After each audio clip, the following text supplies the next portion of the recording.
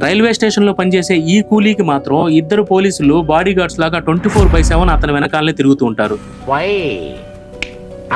Patna railway station లోని platform number 10 దగ్గర ఇప్పటికీ కూడా కూలీగా పనిచేస్తున్నటువంటి ధర్మా యాదవ్ గారు రోజుకి 200 నుంచి 300 సంపాదించుకుంటూ అక్కడ మీకు కనిపిస్తారు. మిగతా కూలీలా కాకుండా కేవలం ఇతనికి మాత్రమే ఇద్దరు పోలీసులు ఎందుకు గస్తీ కాస్తున్నారంటే 2013లో ఈ పాట్నా రైల్వే స్టేషన్ లో కొంతమంది ఆతంకవాదులు ఏంటంటే చేశారన్నమాట. ఇంత పెద్ద విస్ఫోటనానికి కారణమైనటువంటి ఆతంకవాదుల్లో ఒకరిని రైల్వే స్టేషన్ లో కూలీ అయినటువంటి ఈ ధర్మా యాదవ్ గారు గుర్తుపట్టారు. గుర్తుపట్టడమే కాకుండా ఆ ఆతంకవాది గురించి పోలీసులకి పూర్తి వివరాలు ఇవ్వడంతో ఇంత పెద్ద విస్ఫోటనానికి కారణమైనటువంటి 9 మంది ఆతంకవాదుల్ని పోలీసులు పట్టుకున్నారు. ఇదంతా జరిగిన కొన్ని రోజుల తర్వాత ఆతంకవాదులు వేరు నంబర్లతో ధర్మా యాదవ్ గారికి ఫోన్ చేసి బెదిరించడం మొదలు పెట్టారు. సో అప్పటి నుంచి ఈ మెయిన్ కారణం వల్లే ధర్మా యాదవ్ గారికి బీహార్ పోలీసుల తరపు నుంచి ఒక పోలీస్ ని, అలాగే రైల్వే పోలీసుల తరపున వేరొక పోలీస్ తో సహా ఈ ఇద్దరు పోలీసులు కంటిన్యూగా ధర్మా యాదవ్ గారి వెనకాలనే బాడీ గార్డ్స్ లాగా తిరుగుతుంటారన్నమాట.